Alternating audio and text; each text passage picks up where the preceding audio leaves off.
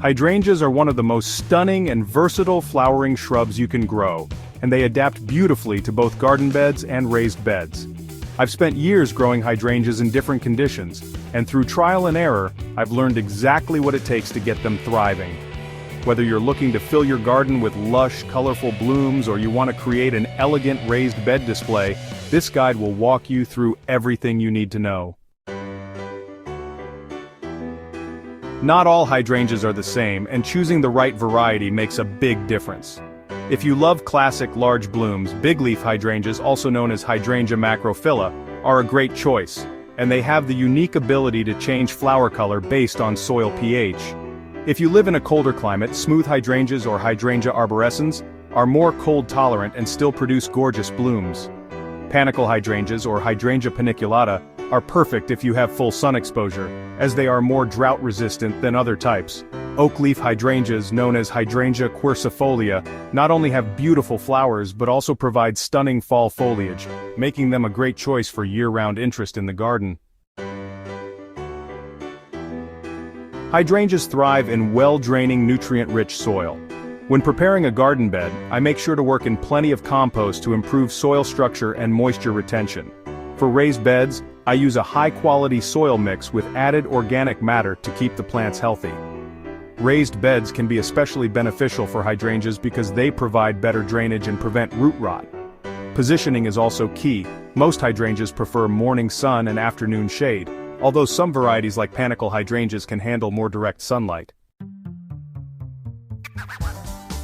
The best time to plant hydrangeas is in early spring or fall when temperatures are milder.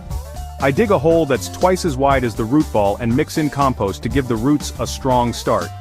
Once planted, I water deeply to help the plant establish itself. If planting in a raised bed, I ensure there's adequate space between each plant to allow for proper airflow, which helps prevent disease. After planting, I apply a layer of mulch to retain moisture and regulate soil temperature. Hydrangeas need consistent moisture to thrive, especially in the summer. I check the soil regularly and water deeply whenever the top inch feels dry. Raised beds tend to dry out faster than ground beds, so I pay extra attention to hydration. To keep my hydrangeas looking their best, I feed them with a balanced fertilizer in early spring and again in midsummer. For big leaf hydrangeas, I sometimes use a bloom booster formula to encourage more flowers. Organic compost and slow-release fertilizers also work well and improve soil health over time.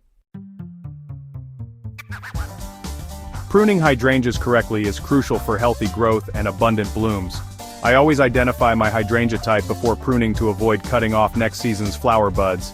Big leaf and oak leaf hydrangeas bloom on old wood, so I only trim them lightly after flowering to remove dead or weak stems. Panicle and smooth hydrangeas bloom on new wood, so I prune them back in late winter or early spring to encourage fresh growth. Regardless of the type, I always remove any dead or damaged branches to keep the plant looking tidy and healthy. One of the coolest things about big leaf hydrangeas is that you can control their flower color by adjusting the soil pH. If I want blue flowers, I make the soil more acidic by adding aluminum sulfate or organic materials like pine needles. For pink blooms, I increase the alkalinity by adding garden lime. This process takes time, but with consistent soil amendments, I can see a color change within a season. White hydrangeas such as panicle varieties don't change color based on soil pH, so they remain the same regardless of soil conditions. Seasonal care is important for keeping hydrangeas healthy year-round. In winter, I apply a thick layer of mulch around the base of big leaf and oak leaf hydrangeas to insulate the roots from freezing temperatures. If extreme cold is expected, I wrap burlap around the plant to prevent frost damage. In spring, I remove any winter-damaged stems and apply fertilizer to encourage new growth.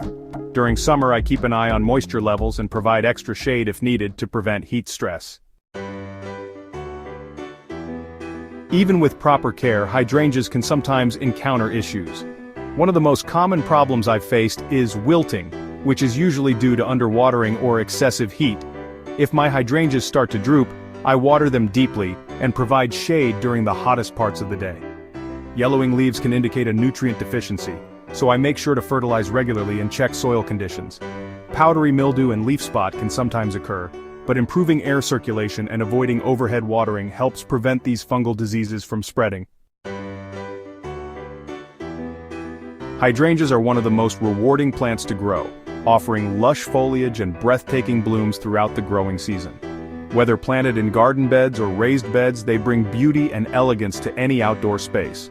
By choosing the right variety, providing proper care, and addressing any issues as they arise, you'll be able to enjoy a stunning hydrangea display for years to come. If you found this guide helpful, don't forget to subscribe to Botanical Bliss for more expert gardening tips. Share this with your fellow garden lovers so they can enjoy growing hydrangeas too.